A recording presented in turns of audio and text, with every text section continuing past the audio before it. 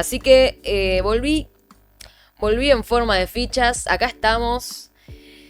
Qué paja todo, ¿no? Bienvenidos a la segunda temporada de Qué paja todo. Hoy tenemos un programón que lo vengo amasando, pero desde diciembre del año pasado lo estoy amasando. Este programa arrancó como una necesidad de hacer algo con lo que está sucediendo. Y la verdad que hoy, ¿qué se hace? ¿Qué se hace con una realidad tan compleja con la que estamos viviendo? Vamos a hablar de cuestiones internacionales, de cuestiones nacionales, y vamos a hablar de nosotros como seres políticos también. La verdad que uno no puede hacerse el desentendido de la sociedad. Yo sé que da mucha paja, de hecho así se llama este programa. La primera temporada de Qué paja todo fue la cobertura de las elecciones en Argentina. Ganó la ultraderecha, el Partido de la Libertad Avanza con Javier Milei a la cabeza. Pasaron cosas de ahí hasta acá. Hemos visto poner en práctica ese programa de gobierno que él tenía, tan alocado, tan... Ay, ¿quién no va a hacer todo eso? Bueno, lo está haciendo de a poco, lo están haciendo. Pero esto se inscribe en una lógica internacional que bastante tiene que ver con lo que está pasando en Argentina.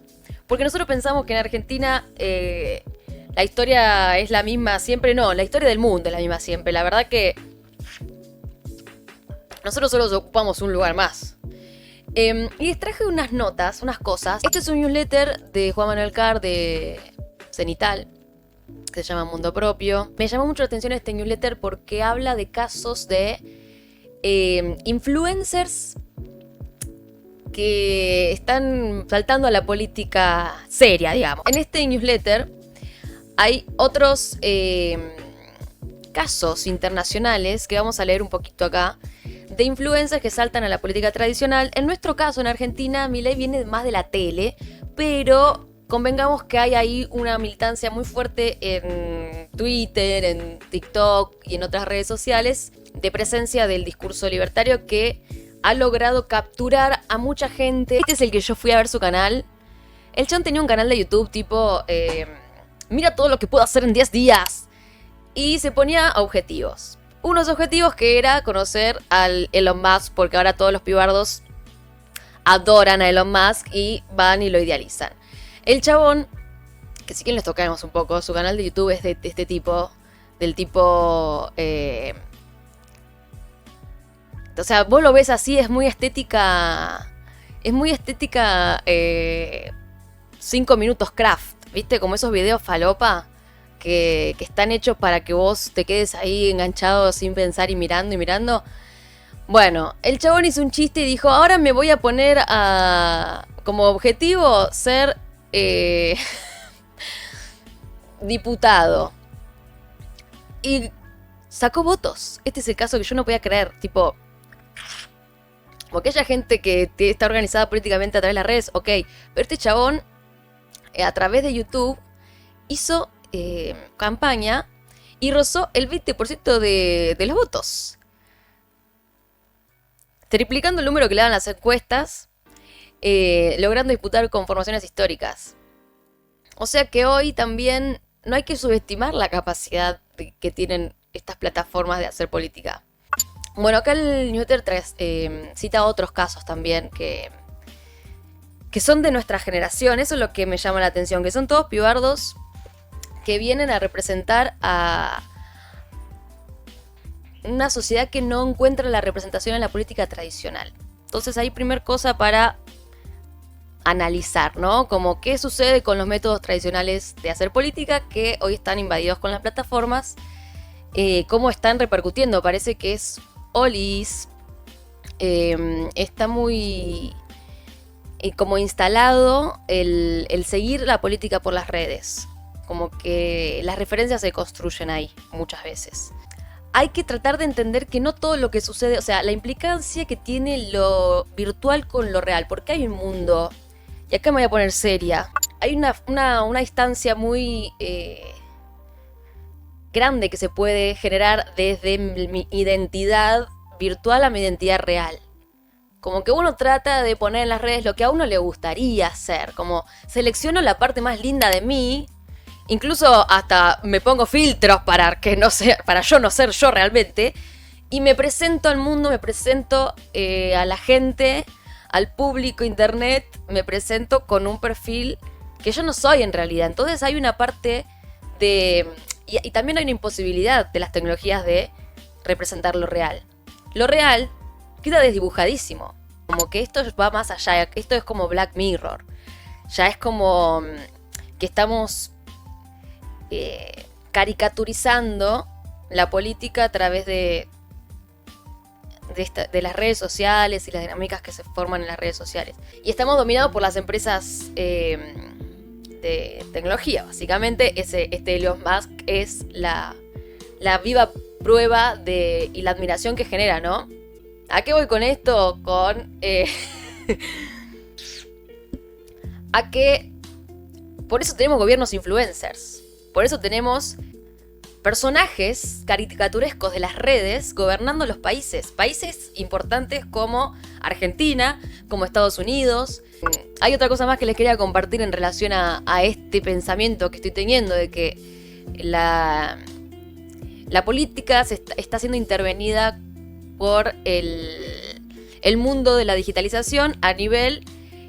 Importa demasiado lo que tiene para decir Elon Musk. Muchísimo importa. Muchísimo. Los varones jóvenes están viendo en él un ejemplo de varón a seguir, chicos. También esto está pasando. Igual lo vamos a hablar más adelante. Vamos a hablar de cómo la ola del feminismo, porque obviamente que esto viene a colación de un mundo que si tiene que ir para otro lado va a ser necesariamente feminista, porque no existe otra construcción donde haya un horizonte. Ustedes saben, ¿no? Que si el mundo que sigue en medio de todo este caos no es feminista, no es posible. No es posible porque el mundo que tenemos hoy, capitalista, patriarcal, de este orden de cosas, se vuelve a repetir, ¿no? Esto es una guerra fría constante, a ver quién la tiene más larga, a ver quién puede ser el jaque árabe más rico del mundo. La competencia constante para siempre ya no... se agota.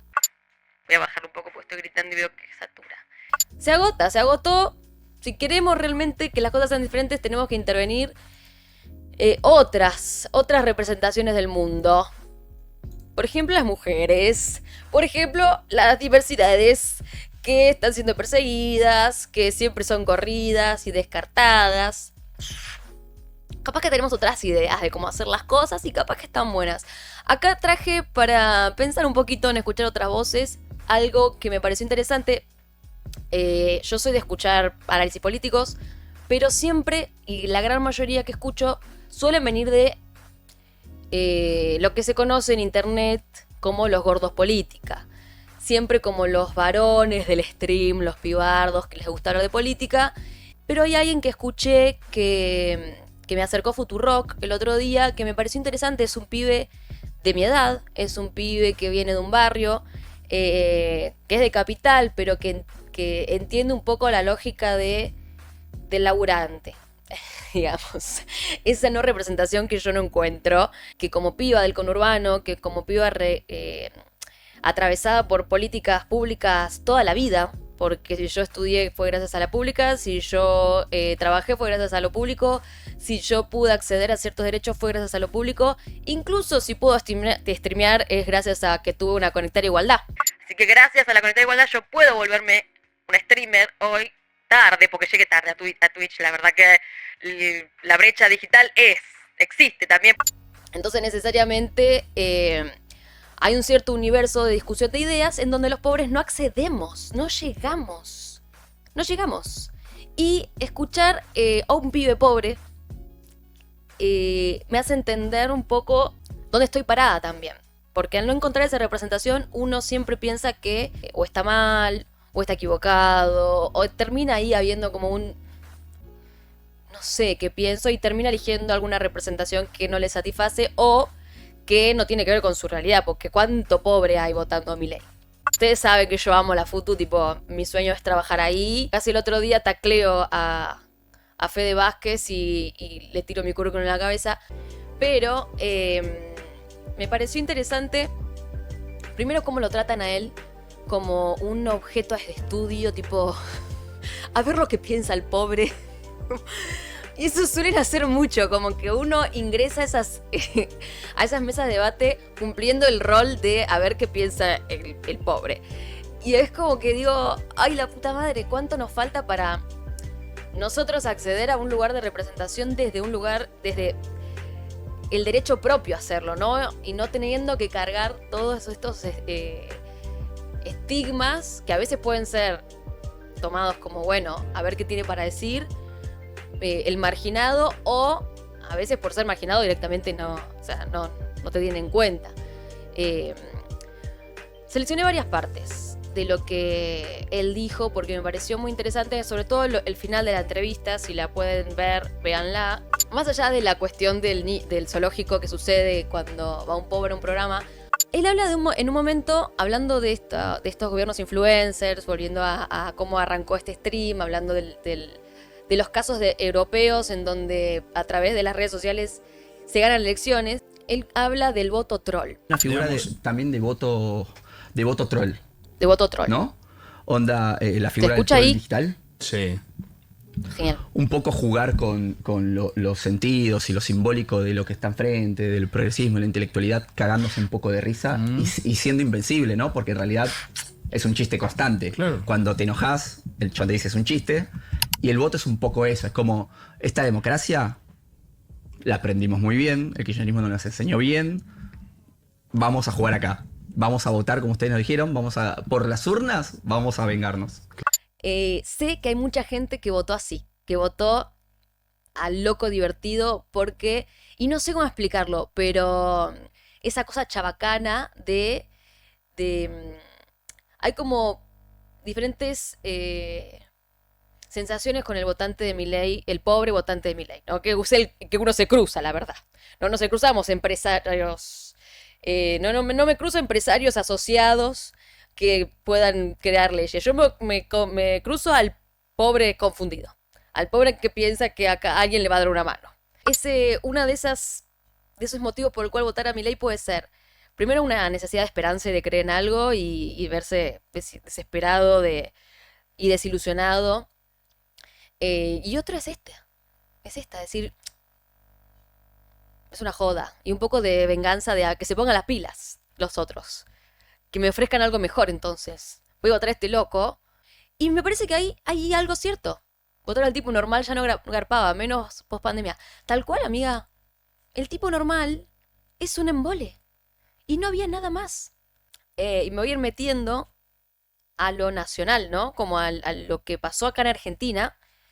Que realmente teníamos la posibilidad de que la ultraderecha no pase. Primero por la historia que tenemos, por la calidad de líderes populares que tenemos en esta región. Somos pueblos que saben defenderse en algún punto, que lo han hecho organizándose en movimientos populares y hay una experiencia reciente, ¿no? Que nosotros hemos vivido. Nosotros como generación tenemos esa imagen grabada de Evo, Lula, Néstor, impacto latinoamericano.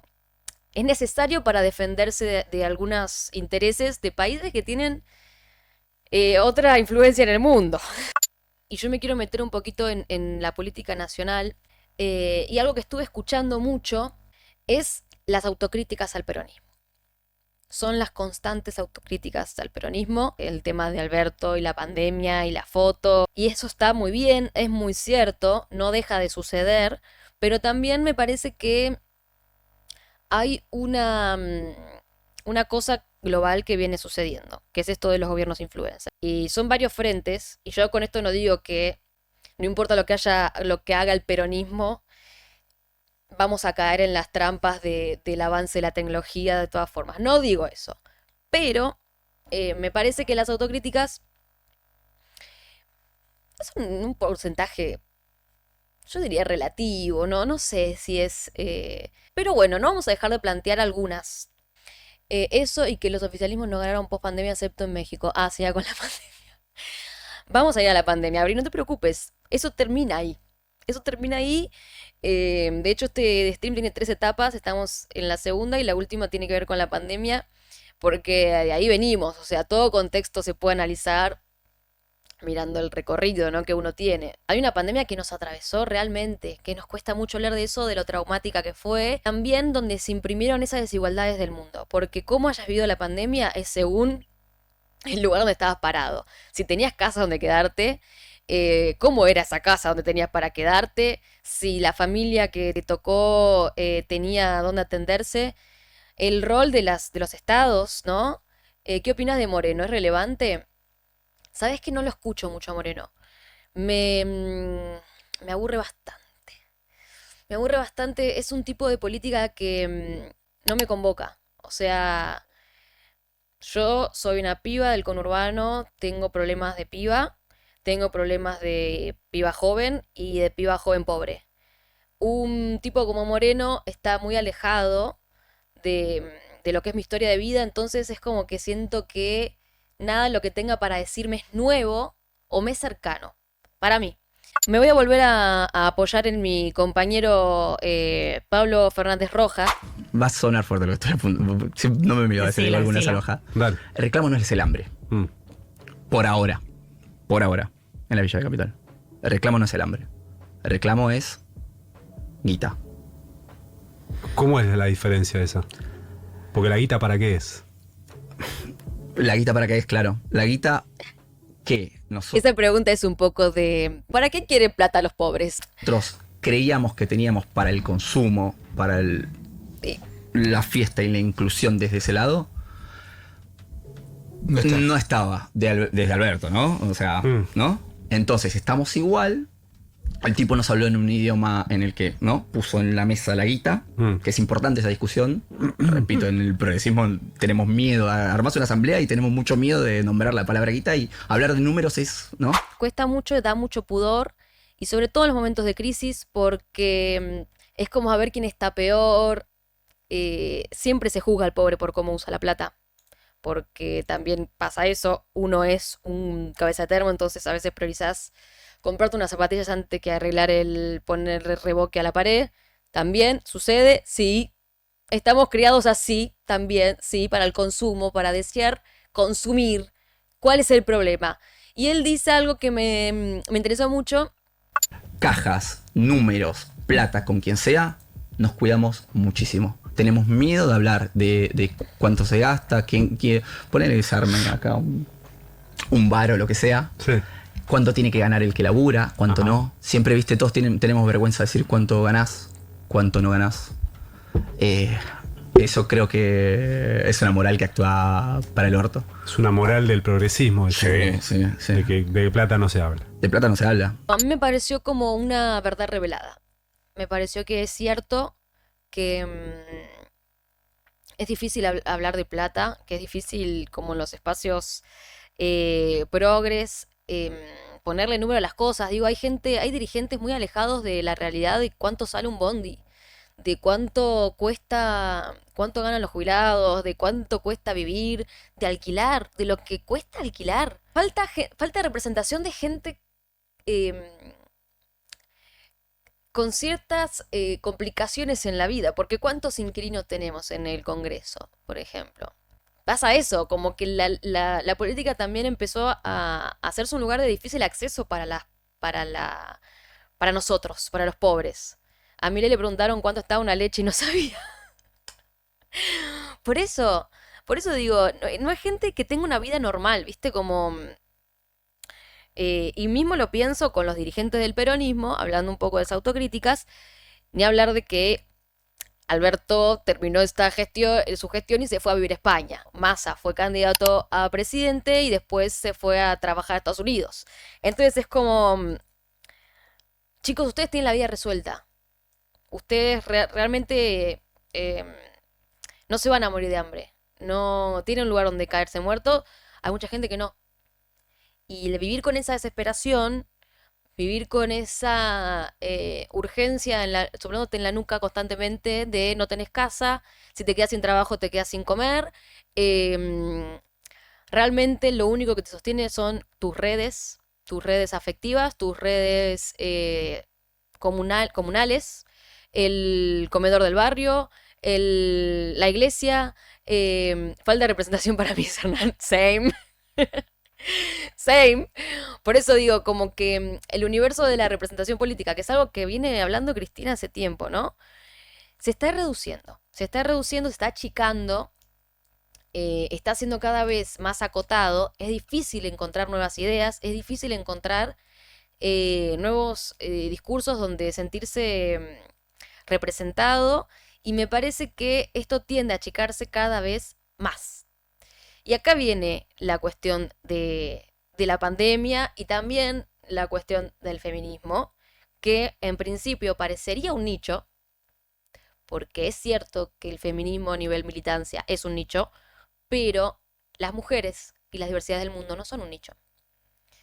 Las mujeres son la mitad de la población mundial y las diversidades no las sabemos porque hemos estado tapando esas identidades durante mucho tiempo en la historia, entonces realmente es algo que es transformador a nivel global. Y cada vez el universo de representación son más varones blancos, heterosis, al punto en el que esto, Elon Musk, muchos pibitos admiran a Elon Musk. Bueno, el mismo presidente es ese tipo de pibardo que admira a Elon Musk. Y esa supremacía del chabón como poderoso, millonario, hetero, blanco. Hace poco Milei le dieron una medalla. Entonces termina siendo como una oda a sí mismos y un universo muy de chiquito. Y acá quería meterme en una nota, que es otra recomendación, que no la voy a leer acá, pero que me pareció muy linda para traer a este debate. Es de la revista Pausa, una revista santafesina, donde analiza la cuestión del Milei con los jóvenes y especialmente con los varones jóvenes, que son mucho más permeables a este tipo de representación, porque es, la verdad, finalmente al único universo del que le habla. Por algo, a nivel estadístico, hay datos que muestran que a nosotras nos cuesta más votar a la ultraderecha, porque cuesta más que nos sentamos representadas por eso, y es mucho más influenciable en los pibes jóvenes. Y lo que plantea esta nota, que después se las paso si la quieren leer, es esta cuestión de una manera de ser varón después del feminismo. Una manera en la que puedo ser un varón que esté bien, porque pareciera que para el feminismo los varones están mal todos. Entonces, ¿cómo se es varón y feminista? No lo sabemos. Y qué miedo para los varones asumir ese lugar porque pueden hacerlo mal. Porque pueden ir la feminista decirle, no, estás equivocado.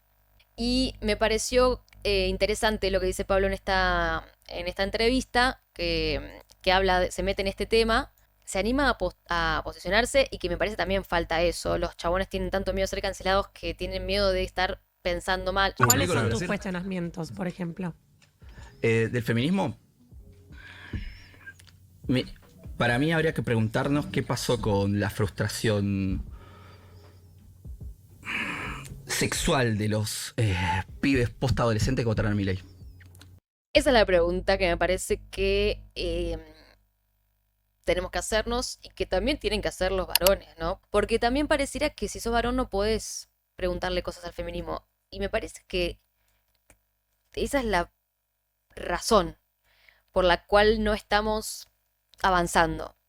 Como dejamos ese lugar de varones que se preguntan cosas sobre el feminismo afuera. No hay varones preguntándose sobre el feminismo. No hay varones que quieran meterse a dar esa discusión, tienen miedo de esa discusión, piensan que es perder también. Faltan representaciones ahí de varones interpelados por el feminismo que nos corresponde a nosotros como generación. Porque vos tenés gente mayor que el mundo era muy distinto, no solamente al nivel tecnología, sino a nivel vincular, en el que las mujeres no votaban. Esto es una discusión que vamos a tener que tener entre gente que está dispuesta a repensar y construir hacia adelante, porque esto es un debate que recién se abre y que me parece que hay que retomar, porque parece que desde que ganó Milei ya el feminismo no funciona, ya nos olvidamos, y en realidad sigue operando todos los días. Hay que preguntarse si el poder está listo o puede admitir hombres sensibles dispuestos a representar o si es al revés. Es que muchas veces tampoco es que son hombres realmente sensibles por estar interpelados por el feminismo. Me parece que ya el feminismo es una variable más a analizar en cualquier cuestión y que muchas veces por no querer tener posturas al respecto pierden calidad de análisis, pierden calidad de lectura política real. Entonces terminan operando como el peronismo en el último tiempo. Capaz sin escuchar a las compañeras, puede ser. Capaz hablando entre hombres, como Moreno, que hace una mesa política y no invita a mujeres. Bueno, en un momento el chabón habla de que todo este avance del feminismo, si no es hacia adentro, entonces termina quedando vacío hacia afuera. Y acá es donde me parece que es donde nos quedamos. Es donde nos quedamos antes de entrar en este juego libertario. Es donde se combinaron dos cosas que tienen que ver una con la otra, que es el impacto de la pandemia por un lado, el movimiento feminista que había estado muy organizado y había estado expectante y radiante unos años antes de la pandemia. Era un gobierno peronista con mucha expectativa de muchas feministas incorporándose a esa discusión. Era un gobierno con un ministerio de mujeres, hablando del feminismo, ¿no? Y una sociedad que después de la pandemia terminó rota, mucho más fragmentada de lo que ya estaba de por sí.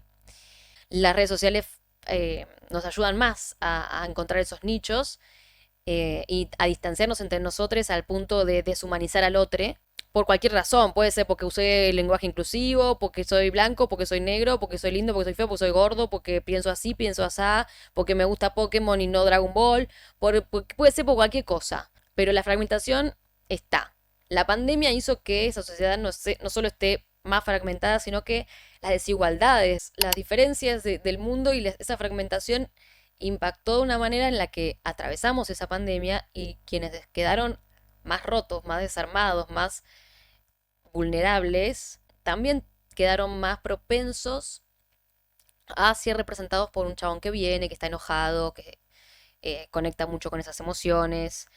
Y acá voy a citar, para ir terminando, voy a citar una vez más a mi amigo Pablo Fernández Rojas, en el que habla de un pensamiento que tenemos mucho los pobres, que yo me hago cargo, también lo tengo, y es difícil también salir de ahí, que es la idea de que uno se hace a uno, que uno viene de abajo y que uno si trabaja y se esfuerza, lo puede lograr. Hay un sentimiento que viene con esa misma esperanza de que algo de todo lo que hacemos valga la pena, que es la frustración constante, como en las pelis, tal cual, estamos llenos de historias así, que es la frustración de que eso no suceda, de que eso no pase, y al mismo tiempo de seguir luchando para que se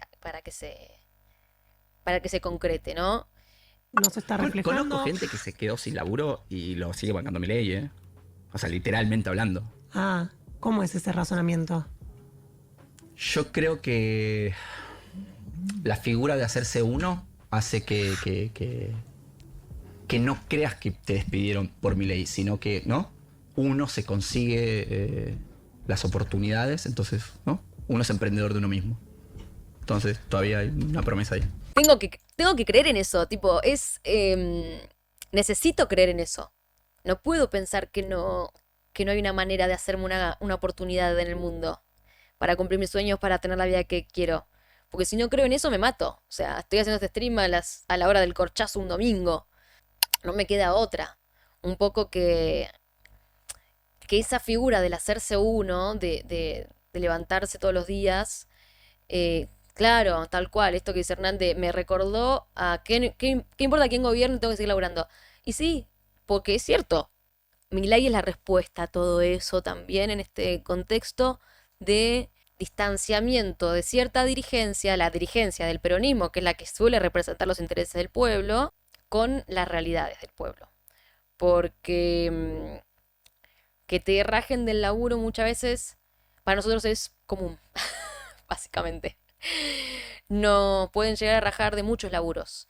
Uno los trabajos los tiene constantemente y tenés más de uno. Y el vínculo con el trabajo no es tan estable ni tan vinculado al profesionalismo, ni al oficio, ni a algo que tenga que ver con nuestras identidades. Generalmente siempre trabajamos para otras personas, no generamos identidad con la actividad que realizamos todos los días, cumplimos horario, terminamos desvinculados del sistema muchas veces. Entonces está esa cosa de tener que salir a buscar oportunidades constantemente. Voy a terminar este stream con una recomendación. Ya recomendé unas notas para leer, una entrevista para escuchar, y ahora voy a recomendar un libro en el cual estoy indagando, que se llama El niño resentido, es de César González. Cuenta la historia de su vida, básicamente, en textos cortos, pero muy llevaderos, es muy atrapante. Me lo leí muy rápido viajando en el Sarmiento. La verdad que me gustaría ahondar un poco en el sentimiento del resentimiento que sentimos los pobres. Porque hay también hay algo que Milei representa.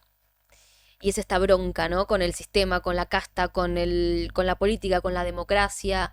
Me parece que Milei viene a representar una fragmentación de la democracia en la que, por supuesto, que se filtra ideas autodestructivas, ¿no? Como es la destrucción del Estado desde adentro. Pero nosotros le dejamos pasar. Nosotros los pobres lo votamos. Nosotros le dimos ese poder al chabón que autodestruya este sistema que igualmente no nos estaba conteniendo. Igualmente no nos estaba dejando lugar. Lo digo desde un lugar en el que sé que yo sin el Estado probablemente podría estar atrapada en una red de trata o teniendo un trabajo de mierda esclavizada por unas conchetas. Porque son mis primeras experiencias laborales. Tema tildes. Por favor, las tildes se usan porque cambian las palabras, ¿sí? Milei con la casta generó un sentimiento enorme de exclusión generalizado. Nadie era la casta hasta ahora. Ahí había también una representación de algo que es un sistema político cerrado, de desconexión de dirigentes con las bases, de representantes con los militantes. Uno va a escuchar a un dirigente, no el dirigente no va a una asamblea a escuchar a sus colegas, a sus compañeros. Uno va a una charla a escuchar a Moreno no escucha a la gente. Hay una cosa vertical, hay una cosa de adoración. También es una lógica redes e influencers. Me parece que este sentimiento que habla el libro, El niño resentido, lo sentimos todos. O sea, no tuve la vida que tuvo este muchacho, la verdad. Vivía a unas cuadras de mi casa, igual nada más, pero era otra realidad, era otro barrio. Pero me pareció interesante también cómo esto se siente, cómo esto atraviesa nuestras vidas constantemente y nuestras decisiones de vida y cómo estamos inscriptos y el lugar que ocupamos en la política. Porque finalmente fuimos nosotros, los pobres, el que le dimos el voto a Milei y lo dejamos pasar y después termina siendo como nuestra propia destrucción, porque el objetivo de todo esto es vamos a trabajar para sus empresas por 2 mangos, sin derechos, y si ellos quieren nos rajan al toque. Y nosotros vamos a seguir soñando con pegarla en alguna plataforma y salvarnos la vida. Y la verdad que caímos en una trampa ahí. Caímos en una trampa muy difícil de salir, porque estamos acá en Twitch hablando de esto. De esto se trata la segunda temporada, que paja todo, chiques. Es una paja, pero algo hay que hacer porque nos están cagando. No solamente no tenemos participación en ciertas discusiones públicas, sino que estamos siendo explotados a niveles burnout. Nuestra salud mental está siendo muy deteriorada. Mi idea es que esto sea un espacio de reflexión, de esperanza. Yo soy optimista, creo que hay un mundo mejor, creo que va a haber más tiempo para las cosas que no se pueden monetizar, para los vínculos, para el arte, para el disfrute, para el ocio, para que la vida tenga sentido y que no sea solamente trabajar, pagar los impuestos, buscar el descuento en la cuenta DNI el mes que viene lo mismo, y así hasta morir. No hay que subestimar el poder encontrarnos para discutir estas cosas, ya sea digitalmente. Y bueno, me gusta también ver qué tienen para decir, así que pueden dejarlo en los comentarios y suscríbanse. Tema constancia, yo no sé si voy a hacer esto todos los domingos. Vamos a ver, yo aviso mis redes, ahí está en Instagram y el Twitter. Vamos a arreglar este mundo, chiques, vamos a arreglarlo. Nos encontramos los domingos acá para pensar cómo. Y gracias por conectarse a este primer programa, por bancar. Y bueno, si se quedaron con algo para charlar, lo dejan en los comentarios. Hasta algún domingo, no sé cualquiera. Ya se enterarán. Abrazos, que tengan hermosa semana.